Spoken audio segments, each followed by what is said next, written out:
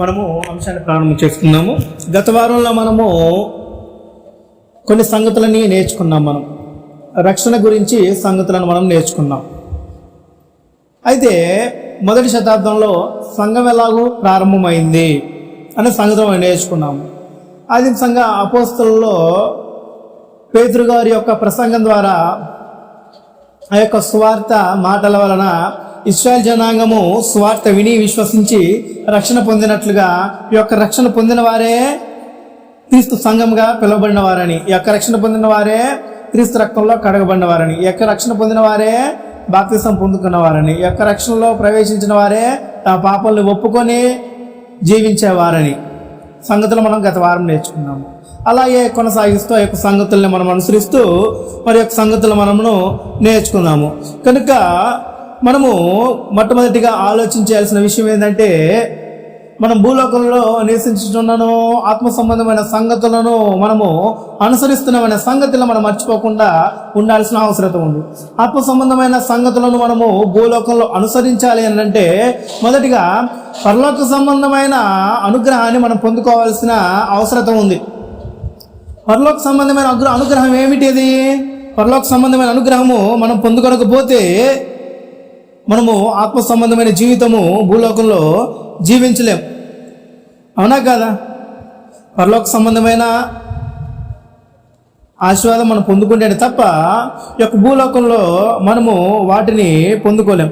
కనుక మనము లేఖనం చదువుకొని ముందుకి కొనసాగుదాము. మనం ఎక్కడి నుంచి విడిచిపెట్టామో అక్కడి నుంచి మరలా తిరిగి మనము యొక్క సంగతులను నేర్చుకున్నాము. అపోస్తల కార్యాలు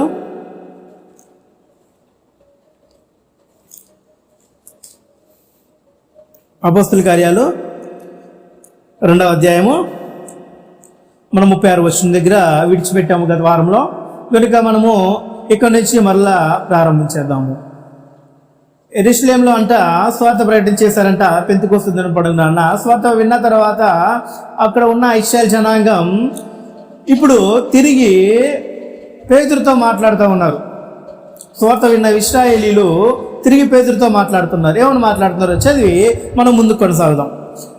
మీరు సిలువ వేసిన యేసునే దేవుడు ప్రభువుగాను క్రీస్తుగా నియమించెను, ఇది ఇశ్రాయేలు వంశమంతయు రూఢిగా తెలుసుకొనవలెనని చెప్పాను. ఎవరు చెప్తున్నాడు అక్కడ?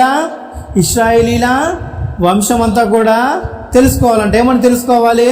ఇదిగో మీరు సిలువ వేశారు కదా, సిలువకు అప్పగించి చంపారు కదా, ఎవరిని మీరు సిలువకు అప్పగించి చంపారో ఆయననే దేవుడు మృతుల నుంచి లేపాడు. మృతుల్లోంచి లేపిన ఈ దేవుడు క్రీస్తుని ఏం చేశాడంటే మీకు ప్రభువుగాను మీకు క్రీస్తుగా నియమించాడు. మీరు మెస్సయ్య కోసం ఎదురు చూస్తున్నారు కదా. మెస్సయ్య మనం గత వారం చదివాం కదా. మెస్సయ్య అన్నా క్రీస్తు అన్నా ఒకటే. మెస్సయ్య అనేది హెబ్రూలో నుంచి తర్జుమా, క్రీస్తు అనేది గ్రీక్లో నుంచి తర్జుమా.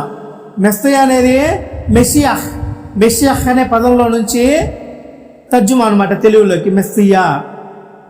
క్రీస్తు అనేది క్రిస్తోస్ అనే గ్రీక్ పదంలో నుంచి తర్జుమా అనమాట. కనుక ఇక్కడ ప్రభుగాను క్రీస్తుగాను నియమించాడంట. అయితే క్రీస్తు అంటే ఎవరు? నీకు రక్షకుడు. అవునా? నీకు రక్షకుడు అయి ఉన్నాడు ఆయన. అవునా కదా? కనుక నీకు రక్షకుడు అయి ఉన్నాడు. నీకు రక్షకునిగాను మరలా తిరిగి నీకు ప్రభువుగాను. అయితే నీకు రక్షకుడుగా నియమింపబడ్డాడంట, నీకు ప్రభుగా నియమింపబడ్డాడంట.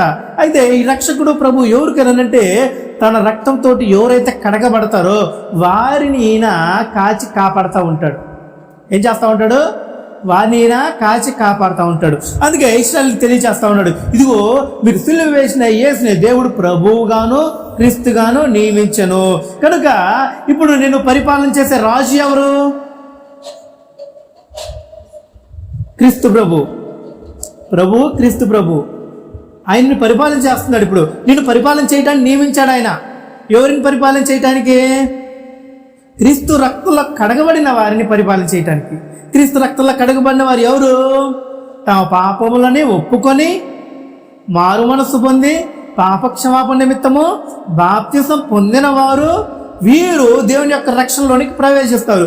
ఇప్పుడు ఈ రక్షకుని యొక్క రక్షణలోనికి వస్తారనమాట. వచ్చిన వీరిని రక్షకుడు ఏం చేస్తాడంటే ప్రభువును రాజైనయ్యుండి పరిపాలిస్తాడు. ప్రభువు అని అంటే అదోనాయ్. అదోనాయ్ అంటే అది అందరికీ వర్తించదు ఆ పదం. ప్రభువా అంటే అందరు రాజు అనుకుంటారు, వాస్తవానికి రాజు కాదు. ప్రభువు అని అంటే సింహాసనాసీనుడు, ఉన్నత సింహాసనాసీనుడు అని అర్థం. ప్రభువు అని అంటే రాజు అని అంటే మెలెక్. మెలెక్ అంటే రాజు, రాజ్యాన్ని పరిపాలించేసే రాజు.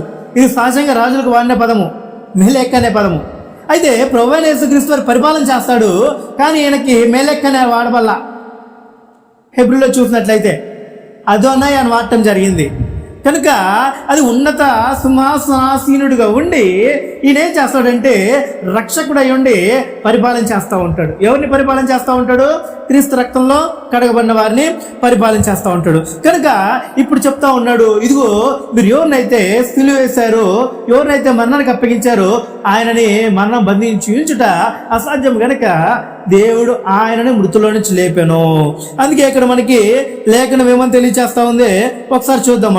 మనం 3వ అధ్యాయము 15వ వచనం చూసినట్లయితే, అపోస్తలుల కార్యములు 3వ అధ్యాయము 15వ వచనం చూసినట్లయితే, మీరు జీవాధిపతిని చంపితిరి గాని దేవుడు ఆయనను మృతుల్లో నుండి లేపెను, అందుకు మేము సాక్షులము. ఏమని చెప్తా ఉన్నాడు? దేవుడు ఆయనని మృతుల్లో నుంచి లేపాడంట. మీరు జీవాధిపతిని చంపితే కానీ దేవుడు ఆయన్ని మృతుల్లో నుంచి లేపాడు. దీనికి మేము సాక్షులం. మీరు చంపారు కదా, ఆయన్ని దేవుడు మృతుల్లో నుంచి లేపాడు కనుక దీనికి మేము సాక్షులం. ఇదిగో మీరు చంపిన ఆయనే మీకు జీవాన్ని అనుగ్రహిస్తున్నాడు. మీరు ఎవరినైతే సిలువకు అప్పగించారో ఆయన్నే నీకు జీవాన్ని అనుగ్రహిస్తూ ఉన్నాడు. ఆయన ద్వారానే తప్ప వేరొకరి ద్వారా నువ్వు జీవాన్ని పొందలేవు, అవునా కదా? కనుక ఇక్కడ ఇప్పుడు అపోస్తలులైన పేతురు గారు ఇశ్రాయేలు జనాంగాలు తెలియజేశాడు, మీరు సిలువ వేసిన యేసునే దేవుడు ప్రభువుగాను క్రీస్తుగాను నియమించిన తెలిసి చెప్పిన తర్వాత ఇది రూఢిగా తెలుసుకోవాలని చెప్తున్నాడు. రూఢిగా అంటే ఏంటి? దృఢముగా, కన్ఫామ్గా, ఖచ్చితత్వముగా అనమాట. రూఢిగానంటే మాట పొల్లులు పోకుండా అనమాట, అంటే నిశ్చయముగా అనమాట. ఇప్పుడు మనం చెప్తామే ఖచ్చితముగా, రూఢిగా అనే పదం అలా వర్తిస్తుంది అనమాట. కనుక 37వ వచనం చూద్దాము. ఈ సువార్త విన్న తర్వాత వీరు క్రీస్తుని గురించి అనేక లాభములు పొందుకున్న వీరు సూచక్రియలు, స్వస్థతలు, మహత్కార్యములు, చచ్చిన వారిని బ్రతికించటము, అనారోగ్య పాలైన వారిని స్వస్థపరచటం, ఇవన్నీ చూసిన వీరు క్రీస్తుని సిలువకు అప్పగించారు. సిలువకు అప్పగించిన తర్వాత వీరికి క్రీస్తుని గురించి సువార్త ప్రకటించిన తర్వాత వీరిప్పుడు మనసులో నొచ్చుకున్నారంట, బాధపడుతున్నారంట. బాధపడిన వీరు పశ్చాత్తాపడి పేతురుని తిరిగి అడుగుతున్నారంట. పేతురుని ఇక్కడ అపోస్తుల్ని సువార్త విని అడుగుతున్నారు. ఏమడుగుతున్నారో చూడండి. తనకి నచ్చినట్టు చేయాలనుకోవట్లా. అయ్యో మేము మా కోసం మరణించాడా, మాకు నచ్చినట్లుగా ఆయన సిలువకు అప్పగించామే, మాకు నచ్చినట్లుగా ఆయన చంపాలని చూసామే, అయ్యో మా కోసం ఆయన సిలువ బాధ అనుభవించాడు కదా, కనుక నేనే ఏదో చేద్దాం ఆయన కోసం అని వాళ్ళంతటా వారు అనుకోవట్లా. మనం ఏం చేస్తాం? సహజంగా దేవుడికి మనకి ఏదైనా మేలు చేస్తే మనం అనుకున్నది మనం చేస్తామే కానీ దేవుడు కోరుకున్నది మనం చేయం, అవునా? ఆరోగ్య విషయం కావచ్చు, చాలా జాగ్రత్తగా గమనించండి.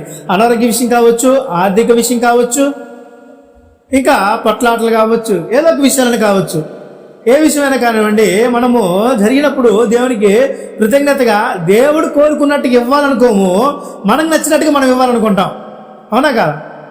కొంతమంది తలనీలాలు ఇవ్వాలనుకుంటారు. దేవుడు కోరుకున్నాడా? కోరుకోవాలా? దేవుడు కోరుకోవాలా? కానీ దేవుడు కోరుకున్నా చేయాలి నువ్వు, దేవుడు అడిగింది ఇవ్వాలి నువ్వు. కనుక దేవుడు నీ వద్ద నుంచి ఏమడుగుతున్నాడు? రక్షణలోనికి రమ్మని అడుగుతున్నాడు. ఫస్ట్ ఆఫ్ ఆల్ నువ్వు నా యొక్క కుమార్తెగా, నా యొక్క కుమారుడిగా నువ్వు పిలవబడాలంటే నువ్వు ముందు రక్షణ పొందు. రక్షణ పొందాలంటే ఏం చేయాలి?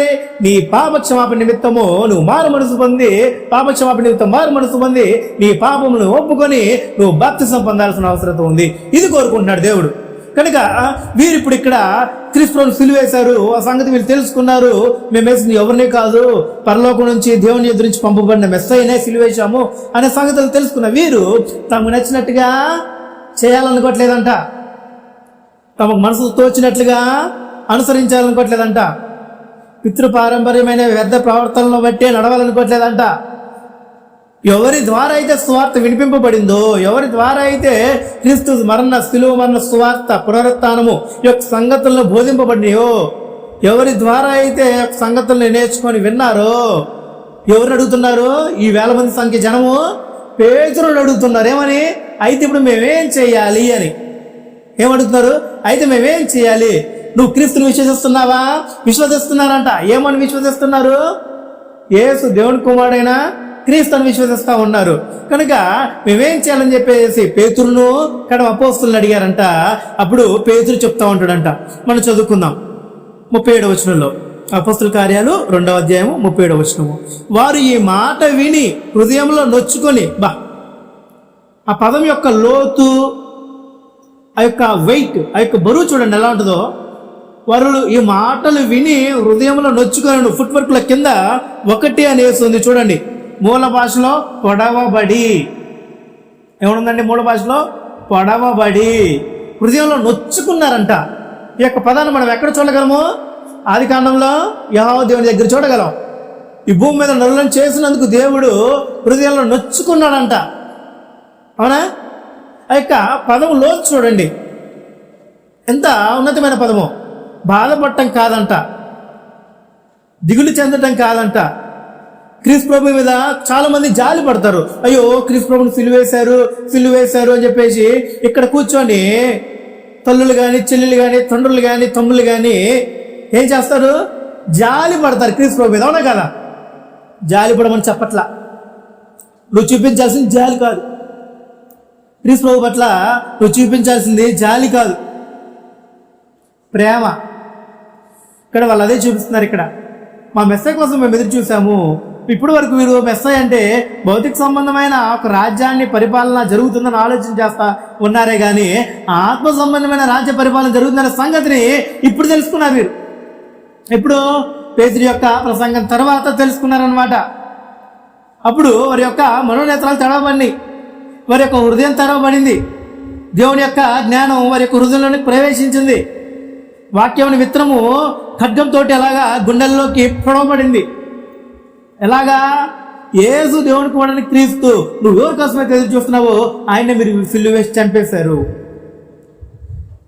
ఈ మాటలు విన్న తర్వాత హృదయంలో నొచ్చుకున్నారంట. ఎంత భయంకరమైన పదము చూడండి ఒకసారి.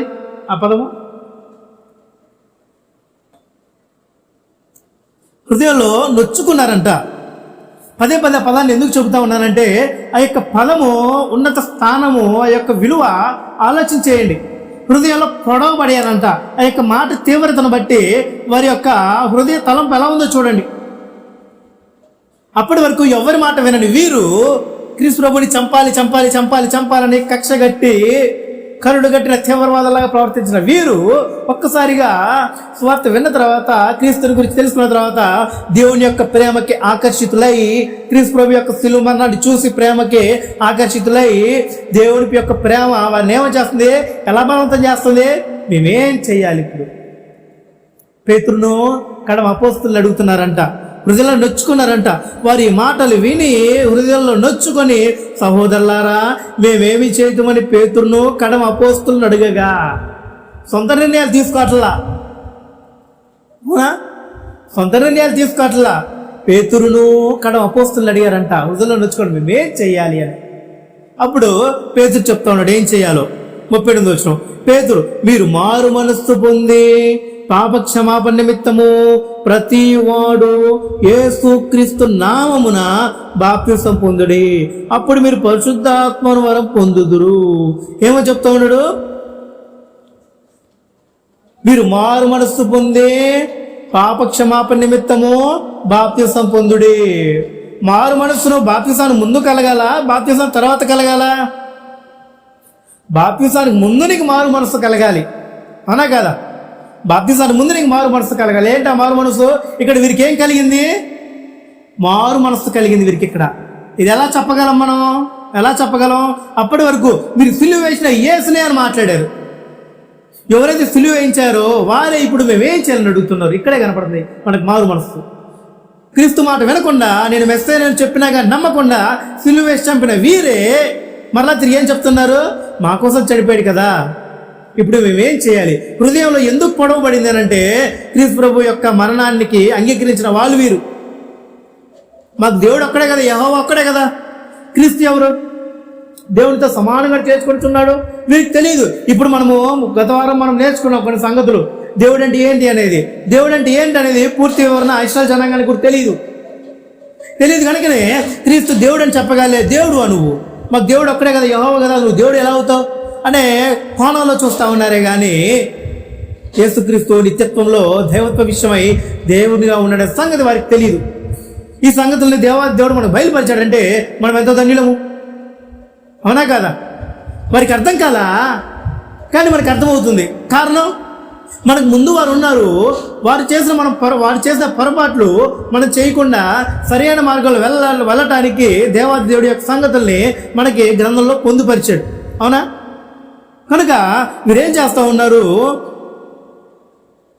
పేతురును అక్కడ అపోస్తలులు అడిగారంట మేమేం చేయాలని. అప్పుడు చెప్తా ఉన్నాడంట, మీరు మారు మనసు పొంది పాపక్షమాపణ నిమిత్తము ప్రతి వాడు యేసుక్రీస్తు నామమున బాప్తిసం పొందుడి, అప్పుడు మీరు పరిశుద్ధాత్మ వరం పొందుదురు.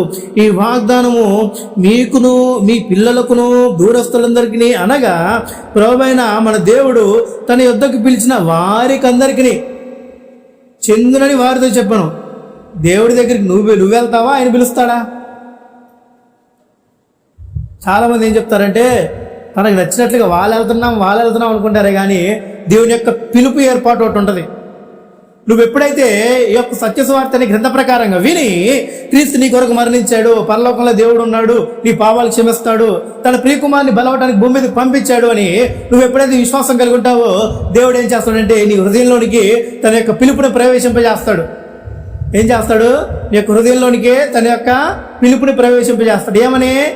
నువ్వు క్రీస్తుని దేవుని కుమారుడు ఒప్పుకుంటున్నావా? ఏమని? నువ్వు క్రీస్తుని నీ దేవుని కుమారుడు ఒప్పుకుంటున్నావా? అయితే ఇదిగో నా పిలుపు నీ అందులోకి వచ్చేసింది. ఇది నీ అంత నువ్వు చెప్పేది కాదు, నేను నీకు బయలుపరిచేదని దేవాది దేవుడు తెలియచేస్తూ ఉంటాడు. అయితే ఇక్కడ మనము 40 వచనం చూసినట్లయితే, ఇంకను అనేక విధములైన మాటలతో సాక్ష్యమిచ్చి మీరు మూర్ఖులకు ఈ తరం వారికి వేరై రక్షణ పొందుడని వారిని హెచ్చరించను. కాబట్టి అతని వాక్యము అంగీకరించిన వారు బాప్తిసం పొందిరి. ఆ దినమున ఇంచుమించు 3000 మంది చేర్చబడిరి. ఎంత అద్భుతం! ఎంతమంది? 3000 మందికి బాప్తిసం ఇచ్చారంట. ఎలా ఇచ్చారో తెలుసా మీకు? నెలల్లో మునిగి లేచి రాల ఉట్టిగా క్రమముగా యోర్దాను నది వద్ద ఎలాగైతే బాప్తిసం ఇచ్చి యోహాను నీటిలో ముంచి పైకి లేపాడో అలాగా క్రమముగా ఒక్కొక్కరిగా 3000 మందికి బాప్తిసం జరిగిందంటే ఎంత అద్భుతం అది! నీటిలో 3000 మందికి బాప్తిసం జరిగిందంటే ఎంత అద్భుతం అంటే మహా అద్భుతం అనమాట. ఆ దినాన దేవదూతలు తొంగి చూస్తారనమాట. అలాగా పరలోకంలో వేడుక జరిగిద్ది. బాప్తిసం భూలోకంలో బాప్తిసం జరిగితే పరలోకంలో వేడుక జరుగుతుంది. దేవాది దేవుడు సంతోషపడే క్షణాలు ఏమైనా ఉన్నాయనంటే నువ్వు నూతనంగా క్రీస్తులోనికి బాప్తిస్ కార్యక్రమం ద్వారా ప్రవేశించడమే. దేవుడు సంతోషపడే మొదటి ఆలోచన, దేవుడు సంతోషపడే మొదటి క్షణం ఒక మనిషి పట్ల, ఒక వ్యక్తి పట్ల దేవునికి, ఇప్పుడు నీ పట్ల దేవాది దేవునికి సంతోషం కలిగే మొదటి క్షణము నీ జీవిత విధానంలో ఏదైనా ఉందంటే నువ్వు బాప్తిసం పొందుకొని రక్షణలోకి ప్రవేశించడమే దేవునికి మొదటి కలిగే సంతోషం. అవునా కదా? అందుకే ఇక్కడ ఏమంటా ఉన్నాడు? మీరు మారు మనసు పొంది, ఇదే చెబుతూ ఉన్నాడు, వేరే చెప్పట్లా. మీరు మారు మనసు పొంది పాపక్షమాపణ నిమిత్తం బాప్తిసం పొందుడి, అప్పుడు పరిశుద్ధాత్మను వారు మీరు పొందుదురు అని చెప్తా ఉన్నాడు. అయితే మీరు మూర్ఖుల ఈ లోకం వారికి వేరే రక్షణ పొందుడు అని చెప్తా ఉన్నాడు. అలాగే చెప్తున్నాడా? చూద్దాం మనం 40. ఇంకనూ అనేక విధములైన మాటలతో సాక్ష్యం ఇచ్చి, ఇంకనూ అనేక విధములైన మాటలు అన్నమాట. ఏంటి అనేక విధములైన మాటలు? దైవత్వం గురించి అన్నమాట. మనం గత వారం మాట్లాడుకున్నాం. తండ్రి, కుమార, పరిశుద్ధాత్మ ముగ్గురు గురించి అన్నమాట. అనేక విధములైన మాట్లాడాలంటే చెప్పిన తర్వాత ఈ తరము వారికి వేరై రక్షణ పొందుడని వారిని హెచ్చరించను. కాబట్టి అతని వాక్యం అంగీకరించిన వారు బాప్తిస్మం పొందిరి. ఏం చేశారు? వాక్యమును అంగీకరించిన వారు బాప్తిస్మం పొందిరి. ఆ దినమంది ఇంచుమించు 3000 మంది చేర్చబడ్డారంట. 3000 మంది చేర్చబడిన వారు ఎడంగెళ్ళిపోయారా? అడంగెళ్ళ. అయితే బాప్తిస్మం అనేది ఎంత ప్రాముఖ్యమైనంటే, నువ్వు ఈ లోకంలో భూలోకంలో జీవిస్తూ ఉన్నావు. ఈ భూలోకంలో నీ జీవన ప్రయాణము యాత్ర దినాలు ముగియబడిన తర్వాత మరొక లోకంలో నీ యొక్క యాత్ర దినాలు ప్రారంభమవుతాయి అనే సంగతుల్ని మనము గుర్తుపెట్టుకోవాల్సిన అవసరం ఉంది. ఈ లోకానుసారమైన జీవితం జీవిస్తే ఈ లోకంలో మన యొక్క యాత్ర జీవితము ముగిసిపోతుంది. మరి ఒక లోకంలో యాత్ర జీవితం ప్రారంభమవుతుంది. మరి ఒక లోకంలో మృతుల లోకము. అయితే ఈ యొక్క మృతుల లోకంలో ఒకటి యాత్రకరమైన స్థలము, రెండు నెమ్మది పొందు స్థలము.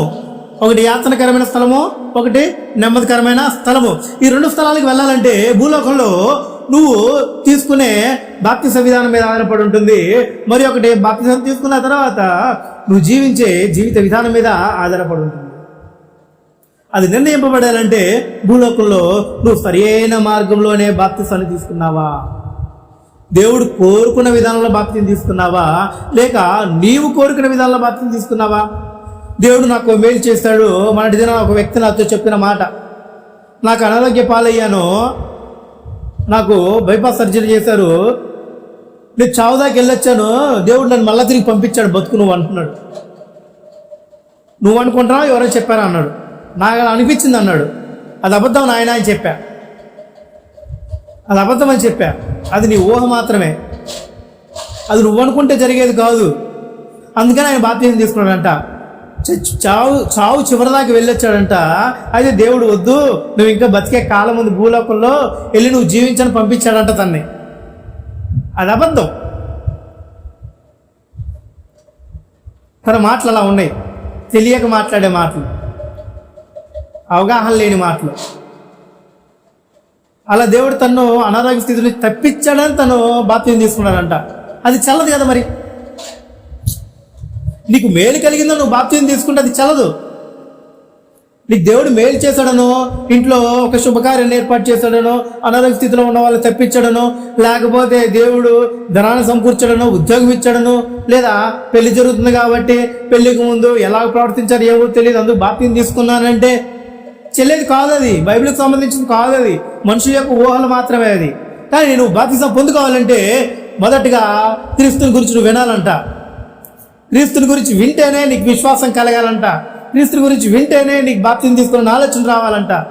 అలాగూ వస్తేనే నీకు బాప్తిస్మం తీసుకుంటేనే చెల్లుతుందంట. కానీ నీకు నచ్చినట్లుగా నువ్వు ఊహించుకొని నేను బాప్తిస్మం తీసుకుంటానంటే చల్లదంట. నువ్వు బాప్తిస్మం చెల్లాలి అని అంటే, తీసుకున్న బాప్తిస్మము దేవుడు అంగీకరించాలని అంటే, క్రీస్తు యొక్క సిలువ మరణ సువార్త విని దానిని బట్టి నీ హృదయంలో నేను ఇకను నా ఇష్టం వచ్చినట్టు జీవించను, క్రీస్తు నా కొరకు మరణించాడు, క్రీస్తు నా కొరకు ప్రాణం పెట్టాడు, క్రీస్తు నా కొరకు శ్రమ అనుభవించాడు, నాకు నిత్య జీవాన్ని క్రీస్తు ద్వారా దేవుడు అనుగ్రహిస్తున్నాడు, కనుక నేను ఇకను నా ఇష్టంగా నేను జీవించను, దేవుని చిత్తానుసారంగా ఈ యొక్క భూలోకంలో జీవిస్తాను, పరలోకంలో కూడా దేవుని యొద్ద నేను జీవిస్తాను. కనుక నేను దేవుడు చెప్పిన మార్గంలో నేను బాప్తిస్మం పొందుకోవాలనుకుంటున్నానని ఆలోచన కలిగిన వారికి మాత్రమే ఈ యొక్క బాప్తిస్మం వర్తిస్తుంది అనమాట. అందుకే ఇక్కడ పేతురు వాడు ఏమని ప్రకటించాడు? మీరు సిలువ వేసినే ప్రభుగాను క్రీస్తుగాను నియమించాడు. మరణము ఆయన బంధించి ఉంచడం అసాధ్యం కనుక దేవుడు ఆయన మృతుల నుంచి లేపాను. మీరు సిలువ వేసి చంపారు, సమాధి చేశారు, దేవుడు ఆయన మృతుల నుంచి లేపి పునరుత్థానుడిగా చేశాడు. ఏం ప్రకటించాడు పేతురు అక్కడ? కళ్ళమ్మటి నీళ్ళు రావాలి మనకి, హృదయంలో మనకి పొడవ పడాలి. ఇప్పుడు హృదయంలో మనకి పొడవ పడాలి. వీళ్ళేం ప్రకటించారు? లోకంలో ఏం ప్రకటిస్తున్నారు? నీకు భూ సమస్యలు ఉన్నాయా? వచ్చి నమ్ముకోండి మీరు. అవునా? మీకు అనారోగ్య సమస్యలు ఉన్నాయా? వచ్చి నమ్ముకోండి మీరు. మీకు భూ తగాదాలు ఉన్నాయా? వచ్చి నమ్ముకోండి మీరు. మీకు పిల్లలు పుట్టలేదా? వచ్చి నమ్ముకోండి మీరు అనగానే మనుషులందరూ పరిగెత్తుకుంటూ వెళ్ళిపోతున్నారు. దేనికోసం? వాళ్ళకి అవసరతలు తీర్చుకోవడం కోసం. కోరికలు కోరుకుంటే కోరికలు తీర్చే దేవుడా మన దేవుడు?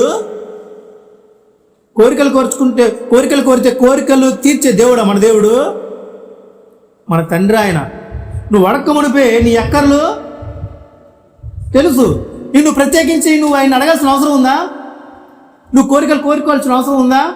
నీకేం కావాలో నీకు తెలీదా? నీ బిడ్డకి ఆకలి వేస్తుందా లేదో తల్లికి తెలీదా? తల్లికి బిడ్డకి ఆకలి ఉందా లేదో తల్లికి తెలుసు. అవునా కదా? బంధం అలాంటి బంధం, తల్లిదండ్రుల బంధం. ఇంట్లో ఏ అవసరతలు కావాలో, ఏ అవసరతలు సమకూర్చుకోవాలో, ఏ వస్తువులు సమకూర్చుకోవాలో తండ్రికి తెలుసు. ఉదయం కాగానే పిల్లలకి టిఫిన్ పెట్టాలని తల్లికి తెలుసు. ఆ టిఫిన్ పెట్టడానికి ధనం కావాలని తండ్రికి తెలుసు. తెలుసా తెలీదా? తల్లిదండ్రులకు చెప్పాల్సిన అవసరం లే బిడ్డల గురించి. అవునా కదా? అవునా కదా? తల్లిదండ్రులకి బిడ్డల యొక్క పోషణ గురించి చెప్పాల్సిన అవసరతలా. అలాగే దేవాది దేవుని దగ్గరికి వెళ్ళి మనం కోరికలు కోర్చుకోవాల్సిన అవసరం లేదు. అయితే బిడ్డలు ఎలాగైతే తమ యొక్క జీవన విధానంలో అవసరతలను అడుగుతారో తల్లిదండ్రుల్ని, అట్లాగే మనము కూడా మన యొక్క తండ్రిని, మన యొక్క అవసరతల్ని, తండ్రి నాకు ఇది అవసరం ఉంది నాయన, ఇది నువ్వు ఎరుగుదు కదా, కనుక దయతో నీ చిత్తమైతే నాకు ఇది అనుగ్రహించిన ఆయన అని అడగాలి. అవునా కదా? నాకు ఇది ఇస్తేనే నేను బాప్తిజం తీసుకుంటాను, నాకు ఇది ఇస్తేనే నేను బాప్తిజం తీసుకుంటాను, ఇది ఇస్తేనే నేను రక్షణ పొందాలని మనుషుడు ఏం చేస్తున్నాడంటే దేవునితోటి బిజినెస్ చేస్తున్నాడు. అవునా కదా? దేవునితో బిజినెస్ చేస్తా ఉన్నాడు, కండిషన్స్ పెట్టుకున్నాడు. కండిషన్స్. చాలామంది ఏమనుకుంటారు, కొంతమంది గుణదల కొన్న ఒకటి ఉంది, నాకు ఈమెయిల్ చేస్తే నేను మోకాల మీద ఎత్తుతానని మొక్కుకునే వాళ్ళు ఉన్నారు. అవునా? దేవుడు అది కోరుకుంటున్నాడా? మోకాళ్ళ నుంచి రక్తం కారుతుంది, దేవుడు నీ ఒంట్లో నుంచి రక్తం కారాలని కోరుకుంటున్నాడా?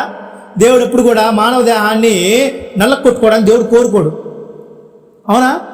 మన కోసం ఒక ఆయన మరణించేశాడు. ఒక ఆయన మన కోసం తన యొక్క దేహాన్ని నల్లగొట్టేసుకున్నాడు. మన కోసం ఒక ఆయన దేహము నల్లగొట్టబడింది, చేల్చబడింది, కొరడాలతో కట్టబడింది, దేహంలో నుంచి రక్తం ధారలుగా కారింది. ఇంకా మనం ఇంకేంటి నల్లగొట్టుకునేది మన దేహాన్ని. ఇప్పుడు కూడా కొన్ని ప్రాంతాల్లో సిలువలాగా వేసుకొని, కేస్టర్ పండుగ వచ్చినప్పుడు సిలువ వేసుకొని అవి ఆచారబద్ధంగా ఆచరించే వాళ్ళు లేకపోవాలా. అవునా కదా? దేవుడు అది కోరుకున్నాడా? దేవుడు ఏం కోరుకుంటున్నాడు? విరిగి నలిగిన హృదయాన్ని కోరుకుంటున్నాడు. అప్పుడు నువ్వు నా దగ్గరికి వస్తే నేను నీకు విశ్రాంతిని అనుగ్రహిస్తానంటాడు. నీ మనసు విరిగిందా, నలిగిందా? అయితే ఇప్పుడు నీకు నూతన హృదయాన్ని నీకు ఇస్తాడు ఆయన. విరిగింది హృదయం, నలిగింది హృదయం, అయితే నువ్వు దాన్ని తీసేసుకో. నీ హృదయాన్ని ఇప్పుడు దేవుడు నూతన పరుస్తాడు. అందుకే ఇక్కడ ఏమంటా ఉన్నాడు, మనము చూద్దాం. అపోస్తుల కార్యాలు మనం చూసాం కదా, అదే లేఖనాన్ని మరోసారి చూద్దాం. మరి అందుకే ఇక్కడ ఏమంటా ఉన్నాడు అపోస్తుల కార్యాల్లో 40వ వచనంలో, ఇంకనూ అనేక విధములైన మాటలతో సాక్ష్యం ఇచ్చి మీరు మూర్ఖులకు ఈ తరం వారికి వేరే రక్షణ పొందుడని వారిని హెచ్చరించాడంట. అయితే దీనికి ముందు మనం చూసినట్లయితే వారు ఈ మాట విని హృదయంలో నొచ్చుకొని, సహోదరులారా మేమేమి చేతుమని పేతురును కడమ అపోస్తులను అడగగా, పేతురు మీరు మారు మనస్సు పొంది. ఏంటి మారు మనస్సు అంటే? మారు మనస్సు పొంది పాపక్షమాపణ నిమిత్తం రక్షణ పొందుడి. నువ్వు విరిగిన నలిగిన హృదయంతో నువ్వు ఉన్నావా? అయితే నువ్వు ఇప్పుడు దేవుని యొద్దకు రావాలి. దేవుని యొద్దకు వస్తే తన యొక్క కుమారుడు యొక్క రక్తంతో నీ పాపాలు కడిగి వేసి, మారు మనస్సు అంటే మరో మనస్సు. మారు మనస్సు అంటే ఏంటి? మరొక మనస్సు, నూతన మనస్సు అన్నమాట. మారు మనస్సు అంటే అది అర్థం. మారు మనస్సు అంటే మరో మనస్సు. నీ పాత మనసు వద్దు. పాత మనసు దేవుడికి పనికిరాదు. అది కుళ్ళు పట్టిపోయింది, భ్రష్టు పట్టిపోయింది, పాపంతో నిండి ఉంది. అది దేవునికి పనికిరాదు. దాంతో నువ్వు దేవుడిని ఏం చేయలేవు. నిన్ను దేవునికి సజీవమైన బలియాగముగా దేవునికి నిన్ను నువ్వు సమర్పించుకోలేవు. సమర్పించుకోవాలంటే ఏం చేయాలి? నూతన హృదయము నీకు కావాలి. నూతన హృదయం కావాలంటే ఎక్కడ దొరుకుతుంది? క్రీస్తునందు మాత్రమే దొరుకుతుంది. అవునా? నూతన హృదయం ఇచ్చేది ఎవరు? దేవాది దేవుడు, యెహోవా దేవుడు. ఎవరి ద్వారా ఇస్తాడు? క్రీస్తు ద్వారా ఇస్తాడు. క్రీస్తు ద్వారా నీకు నూతన హృదయం రావాలంటే నువ్వేం చేయాలి? నీ పాపక్షమాపణ నిమిత్తము మారు మనస్సు పొంది బాప్తిసం పొందాలి. అవునా కదా? అందుకే ప్రభువైన యేసుక్రీస్తు వారు గొప్ప సంగతులు నోటి ద్వారా తెలియచేస్తూ ఉన్నాడు. మనం చూద్దాం. యోహాను సువార్త 3వ అధ్యాయము 1వ వచనం చూద్దాము. ఇక్కడ ఎంత విచిత్రం అంటే, యేసుక్రీస్తు వారు ఒక వృద్ధునితోటి మాట్లాడుతూ ఉన్నాడు. ఒక వృద్ధునితోటి మాట్లాడుతూ ఉంటే యేసుక్రీస్తు వారు ఎంతో అద్భుతంగా ఉండే సందర్భం అనమాట. ఇంకా యేసుక్రీస్తు వారు మరణించక ముందు యేసుక్రీస్తు వారు మాట్లాడుతున్న సంగతులు చదువుకుందాం. యోహాను సువార్త 3వ అధ్యాయం 1వ వచనం. యూదుల అధికారి అయిన నికోదేమును పరిసయ్యుడు ఒకడు ఉండెను. అతడు రాత్రియందు ఆయన యొద్దకు వచ్చి, బోధకుడా నీవు దేవుని యొద్ద నుండి వచ్చిన బోధకుడు అని నేను ఎరుగుదును. ఏమంటున్నాడు? బోధకుడా నీవు దేవుని యొద్ద నుండి వచ్చిన బోధకుడు అని మేము ఎరుగుదును. అసలు వాస్తవానికి ఈయన ఎప్పుడు వెళ్ళాడు యేసుక్రీస్తు వారి దగ్గరికి?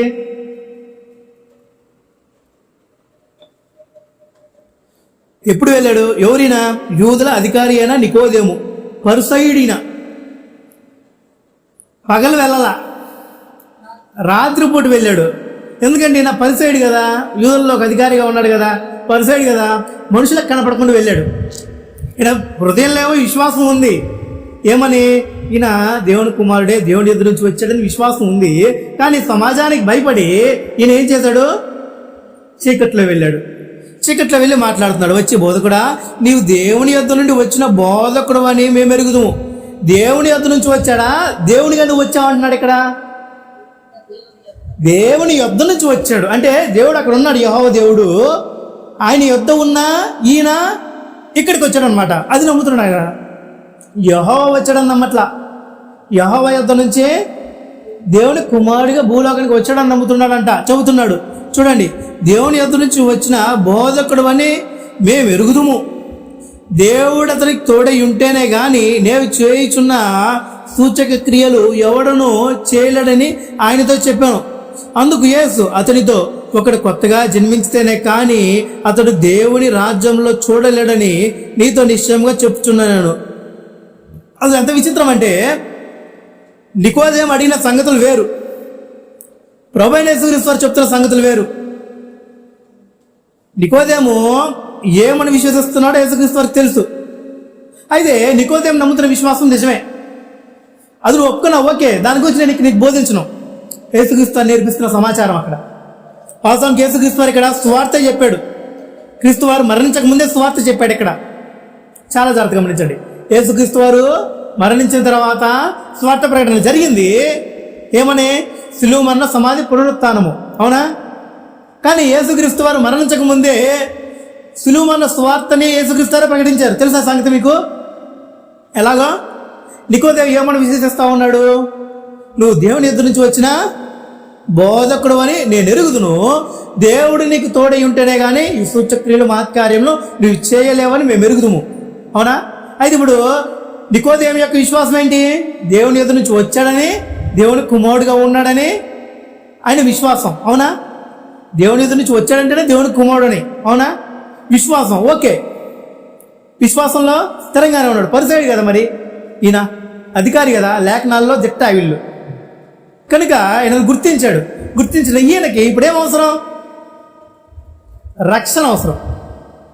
ఆయన ఇప్పుడు దేవుని కుమారుడని యేసుక్రీస్తు వారు నిరూపించుకోవాల్సిన అవసరం లేదు ఆయనకి. అవునా? యేసుక్రీస్తు వారు నేను దేవుని కుమారుడని ఆయన దగ్గర నిరూపించుకోవాల్సిన అవసరం లేదు. నేను పరలోకం నుంచి వచ్చాను, దేవుడు నన్ను పంపించాడు అని నమ్మించుకోవాల్సిన అవసరం లేదు. ఆయన ఆల్రెడీ నమ్ముతున్నాడు. కనుక నమ్మిన వాళ్ళకి ఏమవసరం? బాప్తిస్మం అవసరం. నమ్మిన వాళ్ళకి ఏమవసరం? బాప్తిస్మం అవసరం. కనుక ఇక్కడ నికోదేము నమ్ముతున్నాడు, దేవుని ఎదురు నుంచి వచ్చాడని, దేవుని కుమారుడు నమ్ముతున్నాడు. కనుక ఈయనకి ఏమవసరం అంటే బాప్తిస్మం అవసరం. అందుకే యేసుక్రీస్తు వారు బాప్తిసం గురించి చెప్తుంటే నికోదేముకి అర్థం కాల. అందుకే యేసుక్రీస్తు వారు నేను దేవుని కుమారుడని నువ్వు నమ్మితే నీకు బాప్తిస్మం అని చెప్పట్లా. తను నమ్మాడు కాబట్టి, ఆ విశ్వాసం ఆల్రెడీ ఉంది కాబట్టి బోధించక కావలసిన సంగతులను మాత్రమే చెప్పాడు. చూద్దాం మనం 3వ వచనం నుంచి.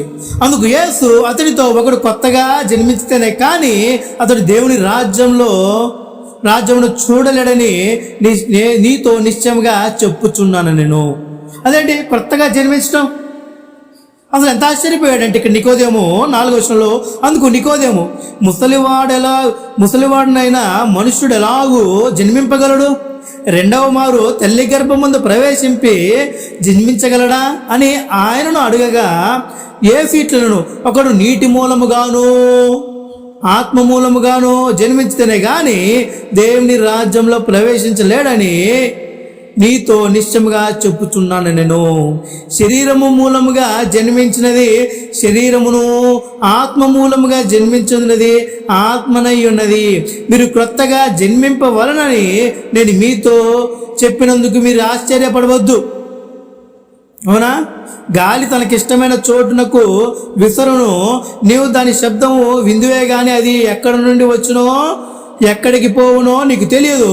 ఆత్మ మూలముగా జన్మించిన ప్రతి వాడును అలాగునే ఉన్నాడనెను.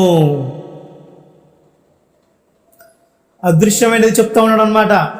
ఆత్మ సంబంధమైనది అదృశ్యమైనది. గాలి శబ్దం మనం వింటామే కానీ కంటికి కనిపించేది ఎటు నుంచి ఎటు వెళ్ళిద్దో. కనుక ఆత్మ మూలముగా జన్మించిన వాడు కూడా అలాగే ఉంటాడు, కంటికి కనిపించడంట. చాలా జాగ్రత్తగా గమనించండి. ఇక్కడ నికోదేము గారు మంచి పాఠాన్ని నేర్పిస్తా ఉన్నాడు నికోదేముకి. నికోదేమేమో నేను తల్లి గర్భమందు ప్రవేశించి మళ్ళా ఇలాగే జన్మించగలను నేను అంటా ఉన్నాడు.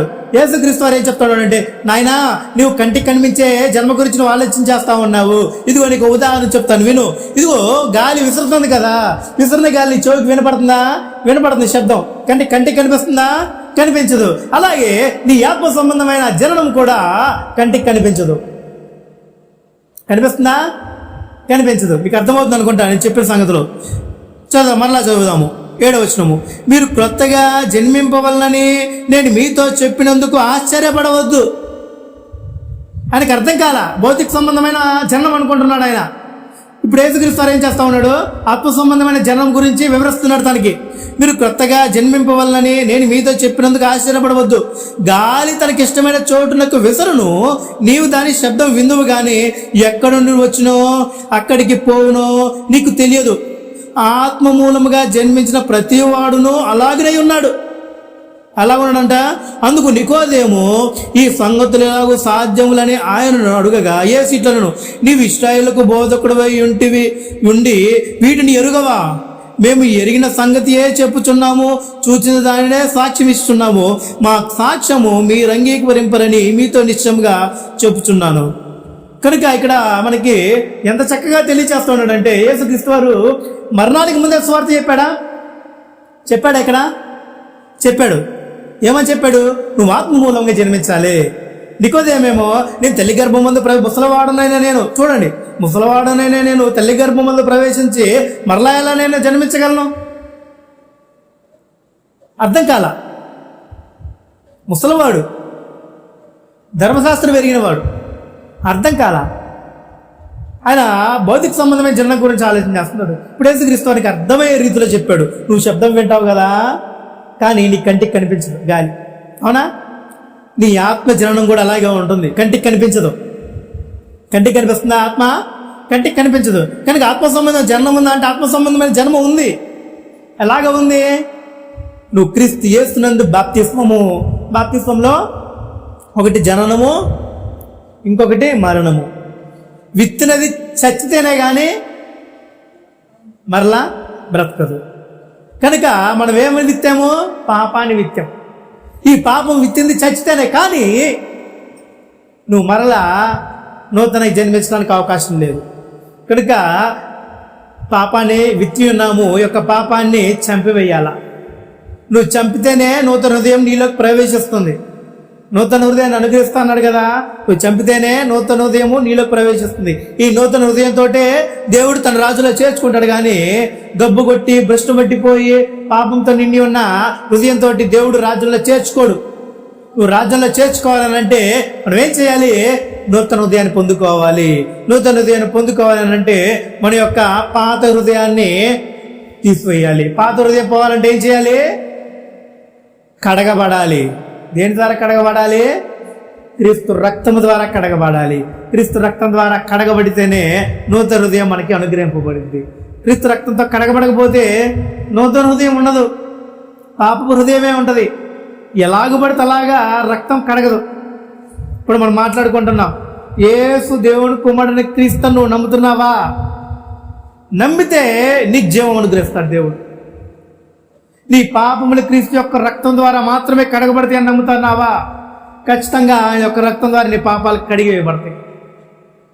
దేవుడు నూతన హృదయాన్ని అనుగ్రహిస్తాడనంటే ఖచ్చితంగా క్రీస్తు యొక్క రక్తం ద్వారా పాపాలు కడిగివేయబడితేనే దేవుడు నీకు నూతన హృదయాన్ని అనుగ్రహిస్తాడు, లేదా అనుగ్రహించడానికి కుదరదు. కనుక నువ్వు మారు మనసు పొంది పాపక్షమాపణ నిమిత్తం బాప్తిసం పొందాలి. నువ్వు ఎప్పుడైతే దేవాది దేవునికి క్షమాపణ అడుగుతావో దేవుడు నీకు మారు మనసు అనుగ్రహిస్తాడు. మారు మనసు అనుగ్రహించినప్పుడు దేవాది దేవుడు యొక్క బాప్తిస్మ కార్యక్రమంలో ఈ పాపాలని కడిగి వేస్తాడు. కనుక అందుకే ప్రభువైన యేసుక్రీస్తు వారు మన నుంచి పునరుత్థానుడయ్యేటప్పుడు ఏం చెప్తా ఉన్నాడు శిష్యులకి? మీరు మారు మనసు పొంది పాపక్షమాపణ నిమిత్తము బాప్తిసం పొందాలంటే యేసుక్రీస్తు వారు చెప్తా ఉన్నాడు, మీరు సర్వ సృష్టికి వెళ్ళి సువార్త ప్రకటించుడి.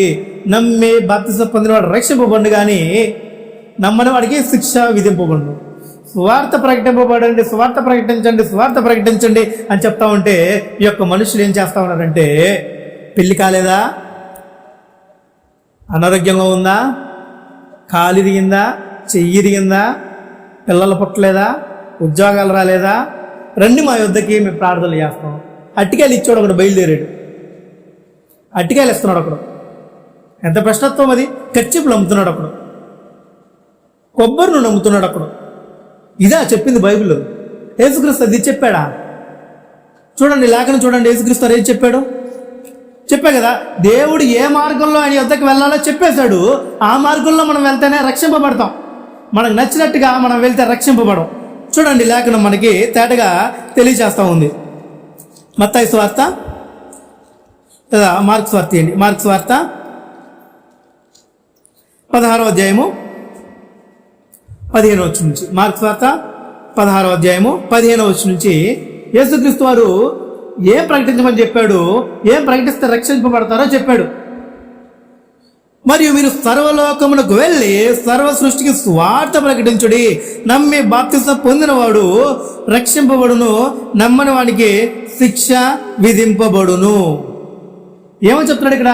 మీరు సర్వ సృష్టికి స్వార్థ ప్రకటించండి అన్నాడు. ఏంటి స్వార్థ? వాస్తవానికి మానవుని యొక్క మరణం దుర్వార్త, అవునా కాదా? ఒక మనిషి చనిపోయాడంటే నవ్వుతా వచ్చి, అయ్యో మనిషి చచ్చిపోయాడని సంతోషపడతారా, లేకపోతే దుఃఖపడతారా? కానీ క్రీస్తు యొక్క మరణము సర్వ మానవాళికి సంతోషకరమైన వార్త అంట. ఎంత అద్భుతం ఇది! క్రీస్తు యొక్క మరణం జాలి పడతారు. అయ్యో క్రీస్తు ప్రభువుని సిలువేశారని. ఎవరు చెప్పాడు నేను జాలి పడమని? ఎవరు చెప్పాడు? చిన్నపిల్లోడిగా పండగోడు పెట్టుకున్నారు మనుషులు, ఆచారబద్ధం క్రిస్మస్ అని. చిన్నపిల్లోడిగా తొట్టులో వేసి జోలాలి పాట పాడతాడు. ఎవరు చెప్పారు జోలాలి పాట పాడమని? మహావృద్ధుడు ఆయన, ఆది అంతం లేనివాడు ఆయన, అవునా కాదా? జగత్తి పునాది వేయబడు మునిపే తండ్రి ఆయన దేవుని యొద్ద కుడిపార్శ్వంలో ఉన్న ఆయన, అవునా కాదా? ఆయన పశుబాలుడా? సర్వమానవాళి పాపక్షమాపణ నిమిత్తము కన్య గర్భమందు మానవ దేహాన్ని ధరించుకొని శిశువుగా జననమెత్తొచ్చాడు ఆయన. అది క్రమము. సర్వమానవాళి పాపక్షమాపణ నిమిత్తము తల్లి గర్భం ద్వారా కన్యక గర్భవతి కుమారుని కనుంది కదా. కన్య మేరీ గర్భమందు ఆయన శిశువుగా జన్మించి భూలోకానికి ప్రవేశించిన క్రమం అది. యూదా వంశంలో క్రమం అది. యూదా వంశం నుంచి యూదులు రాజు రావాలి కనుక మెస్సాయి రాక ఎలా వస్తుంది అని అంటే, శరీరాన్ని ధరించుకొని మెస్సాయి వస్తాడు. అది ఇన్ఫర్మేషన్ అక్కడ. అంతేగాని తల్లి గర్భమందు జన్మిస్తాడు, ఆయన పుట్టినరోజు చేయండి, పండగలు చేయండి కాదు ఇన్ఫర్మేషన్ అది. కానీ మనుషులు డిసెంబర్ 25 రాగానే తొట్టోడి చేసి, పశువుల పాకల ఒకటి చేసి, పిల్లోని పొడుకోబెట్టి చేసి పండగలు ఆచరణబద్ధం చేస్తారు. యేసుక్రీస్తు బాలుడా?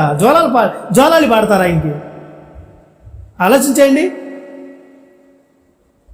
నిత్య నరకాగ్నిలో పడవేయగల శక్తి కలిగిన ప్రభువైన యేసుక్రీస్తు ఆయన ఎంతో శక్తిమంతుడు, అవునా? ఎంతో శక్తిమంతుడు.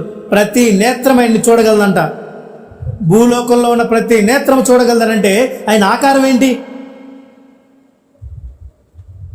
పరిశుద్ధాత్ముడు జానలతో లెక్క పెట్టాడంట ఆకాశాన్ని. తన పుడిసితో నీళ్లు పోసాడంట, సముద్రపు నీళ్లు. వాళ్ళ ఆకారం ఏంటి? మనం చిన్న రేణు వంటి వాళ్ళం వాళ్ళ దృష్టికి. చిన్న రేణువు, ఇసుక రేణువు కంట కానీ హీనమైన వాళ్ళం వాళ్ళ దృష్టికి. మనము చిన్న నలుసంటి వాళ్ళమే. మనము సూర్యుడే, మన గ్రహాలు భూమి కన్నా పెద్ద పెద్ద గ్రహాలు ఉన్నాయి, అవునా? భూమి కన్నా పెద్ద పెద్ద గ్రహాలు ఉన్నాయి. ఈ గ్రహాల కన్నా కూడా సూర్యుడు ఇంకా ఎంతో రెట్లు పెద్దోడు, అవునా? సూర్యగ్రహం ఎంత పెద్దది. మరి అంత పెద్ద సూర్యగ్రహాన్ని, అంత శక్తివంతమైన సూర్యగ్రహాన్ని దేవుడు చేసినప్పుడు దేవుడు కానీ క్రీస్తు ప్రభు కానీ పరిశుద్ధాత్ముడు కానీ ఇంకెంత శక్తివంతులు అయి ఉంటారు. వాళ్ళను మనం తొట్లో పొరుండబెట్టి జోలాలి పాట పాడతామా? ఎంత దౌర్భాగ్యం మనం. ఆలోచించేయండి. మీరు సర్వ సృష్టికి వెళ్ళి స్వార్థ ప్రకటించండి, నమ్మి బాప్తిసం పొందినవాడు రక్షింపబడని చెప్తా ఉన్నాడు. అది చెప్పాడు కదా క్రీస్తు ప్రభు. మనము అపోస్తల కార్యాలు చూసాం కదా. ఏం ప్రకటించారు అక్కడ? అట్టికాయలు ఇచ్చారా? కర్చీపులు అమ్మారా? కొబ్బరి నూనె డబ్బాలు ఇచ్చారా? బైబిల్లో ఒక చాట ఏమైనా ఉంటుందంటే నూనె రాచి ప్రార్థన చేయడం అని ఉంటుంది. ఓకే, అంతవరకే కానీ దాన్ని వ్యాపారముగా మలుచుకోకూడదు. నేను రాస్తేనే, నేను ఇస్తేనే నీకు ఇది జరిగిద్ది అంటే అది అబద్ధం. నేను రాస్తేనే, నేను ఇస్తేనే జరిగిద్ది అంటే అబద్ధం. అవునా కాదు? రక్షణకి దానికి సంబంధం లేదు. రక్షణకి దీనికి సంబంధం లేదు. నువ్వు రక్షణ పొందాలంటే, నువ్వు రక్షణ పొందకపోయినా దేవుడిని నీ మొర విని నీ మనవి ఆలకించి దేవుడు నీకు అనుగ్రహిస్తాడు సమాధానాన్ని. దేవుడు యూదులకు మాత్రమే దేవుడా? అన్యులకు దేవుడు కాదా? రోమిల్ రాసిన పత్రిక. దేవుడు యూదులకు మాత్రమే దేవుడా? అన్యులకు దేవుడు కాదా? అందరికీ దేవుడే. అన్యుడు ప్రార్థన చేసినా అన్యుడికి సైతం దేవుడు సమాధానం అనుగ్రహిస్తాడు. అవునా కదా? అన్యులకు సైతం దేవుడు సమాధానం అనుగ్రహిస్తాడు. క్రీస్తులకు వచ్చిన వారికి కదా, క్రీస్తులకు వచ్చిన వాళ్ళకు కూడా సమాధానం అనుగ్రహిస్తాడు.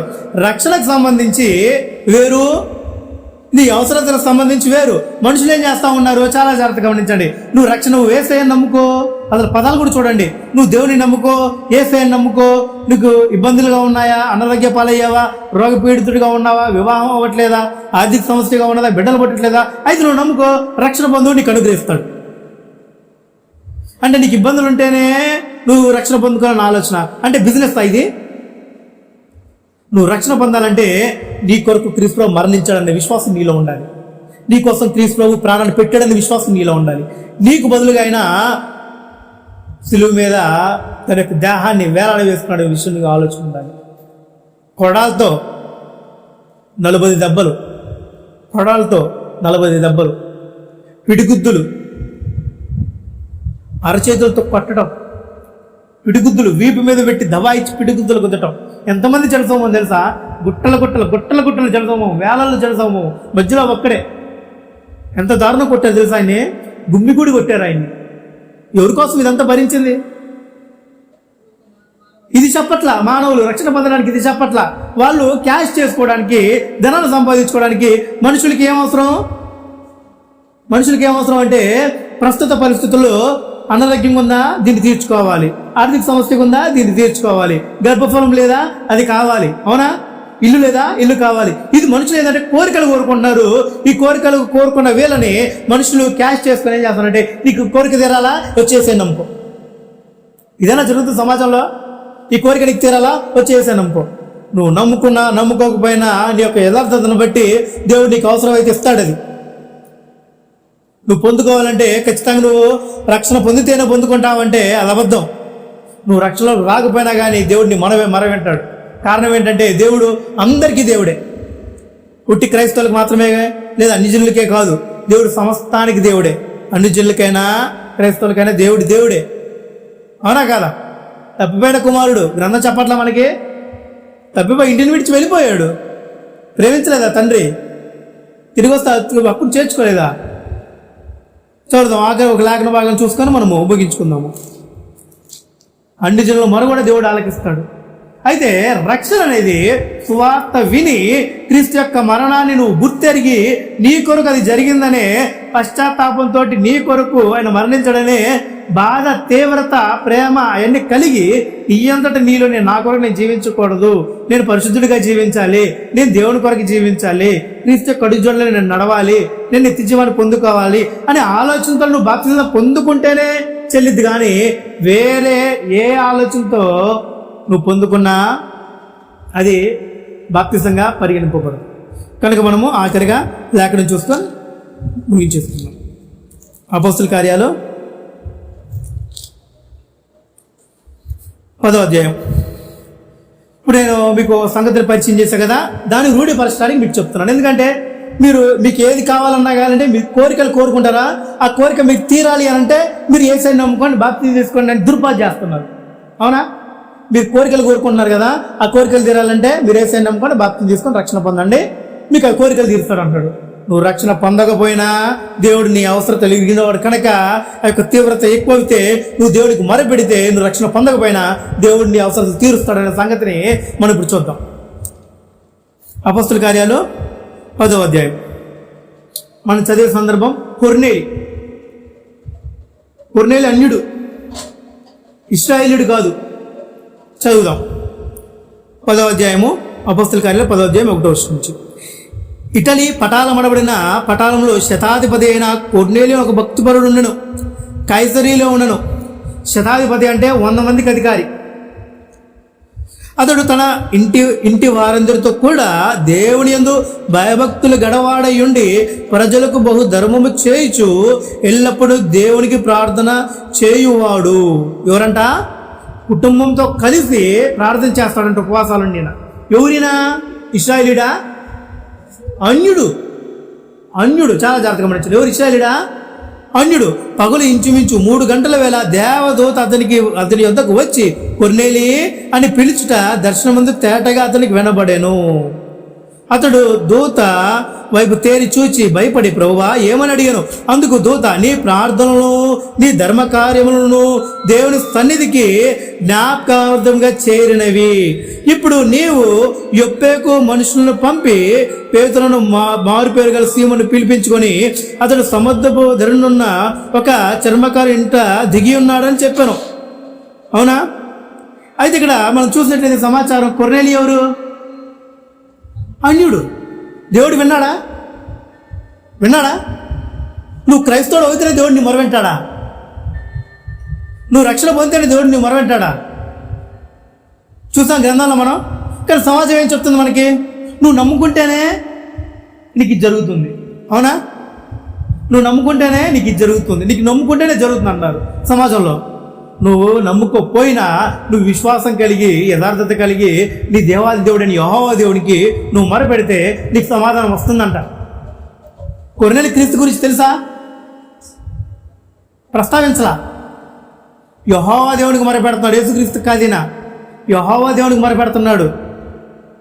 అవునా?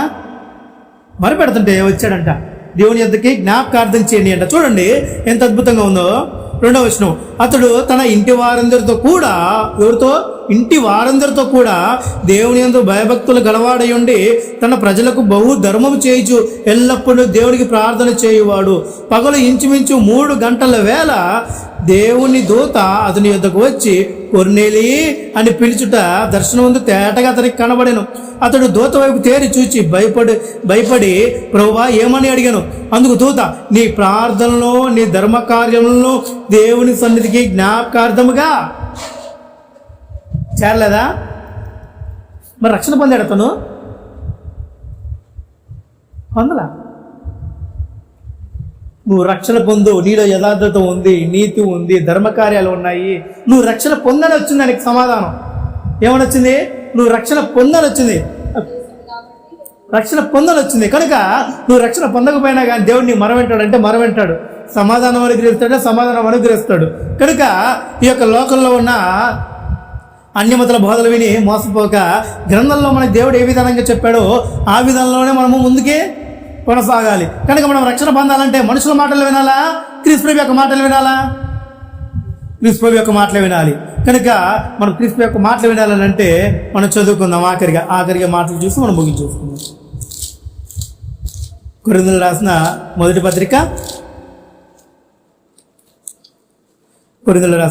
మొదటి పత్రిక మనము 15వ అధ్యాయం చూసినట్లయితే ఇక్కడ మనకి తేటగా యొక్క సంగతులు తెలియజేస్తాయి అన్నమాట. మొదటి వచనం చూసినట్లయితే, మరియు సహోదరులారా, నేను మీకు ప్రకటించిన సువార్తను మీకు తెలియపరుచున్నాను. మీరు దానిని అంగీకరించితిరి, దాని యందు నిలిచి ఉన్నారు. మీ విశ్వాసము వ్యర్థమైతేనే గాని నేను ఏ ఉపదేశ రూపముగా సువార్త మీకు ప్రకటించుతునో ఆ ఉపదేశమును మీరు గట్టిగా పట్టుకొని ఉన్న ఎడల ఆ సువార్త వల్ల మీరు రక్షణ పొందిన వారై ఉన్నారు. దేనివల్ల రక్షణ పొందుతారంటమ్మా? సువార్త వల్ల మాత్రమే రక్షణ పొందుతారంట.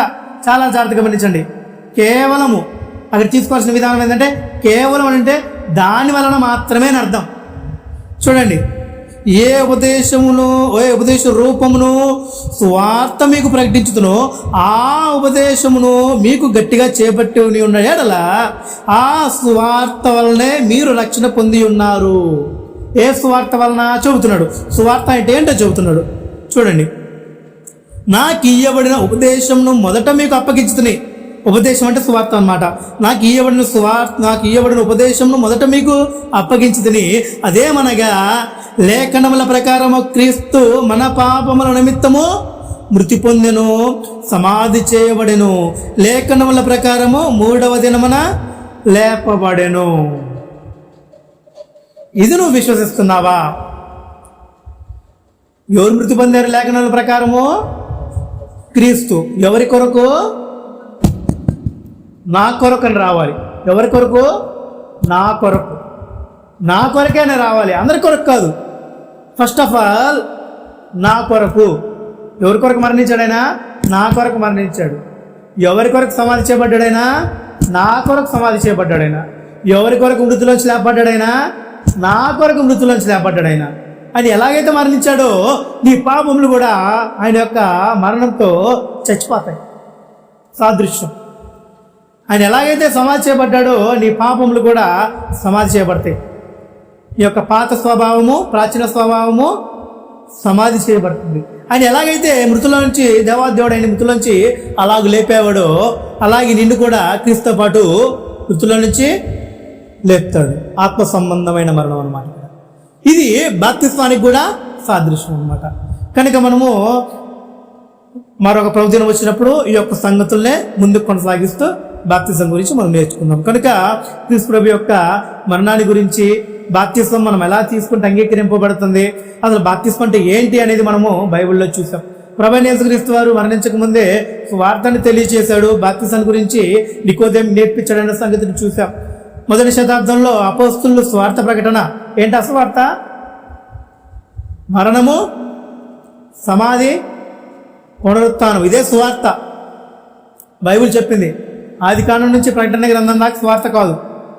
మరణము, సమాధి, పునరుత్థానము, ఇది సువార్త. ఎవరి యందు జరిగింది? ఇది యెహోవా యందు జరిగిందా? పరిశుద్ధాత్ముడి యందు జరిగిందా? క్రీస్తు యందు జరిగిందా? అది విశ్వాసం. ఎవరి యందు జరిగింది? క్రీస్తు యందు జరిగింది. కనుక క్రీస్తు యందు జరిగింది కనుక క్రీస్తు నీ కొరకు మరణించాడని విశ్వాసం కలిగి ఆయన యొక్క రక్తం ద్వారా నీ పాపాలు కడిగివేయబడతాయని విశ్వాసంతో ఉంటే అప్పుడు మనము బాప్తిసం పొందుకోవడానికి అర్హులం అవుతాం. ఇప్పుడు క్రీస్తు మరణించాడు కదా, ఈ క్రీస్తు ఎవరని అడిగితే ఏమని చెప్పాలి? దేవుని కుమారుడైన క్రీస్తు. దేవుని కుమారుడైన క్రీస్తు అని చెబితేనే ఆ యొక్క బాప్తిస్మం అంగీకరింపబడిందని. తండ్రి యొక్క, కుమారుని యొక్క, పరిశుద్ధాత్మ యొక్క త్రియేక నామమున అంటే అంగీకరింపబడదు. ఎందుకంటే ముగ్గురు వేరుగానే ఉన్నారు కాబట్టి వేరుగానే విశ్వాసం ఉండాలి మనం. అవునా? కనుక బోధింపబడిన విశ్వాస వాక్యములను జాగ్రత్తగా చేపట్టి మనసులో భద్రపరుచుకొని ఆత్మ సంబంధమైన విధానంలో ఫలింపవలసిందిగా ప్రభు పేరట తెలియచేస్తా ఉన్నాను. ఇంతటితో వాక్య సందేశాన్ని ముగించుకుందాము. మరొక ప్రభు దినాన్ని వచ్చినప్పుడు మనం ఎక్కడైతే ఒక సందేశాన్ని ముగించామో అక్కడి నుంచే మనం మరలా తిరిగి కొనసాగించాం.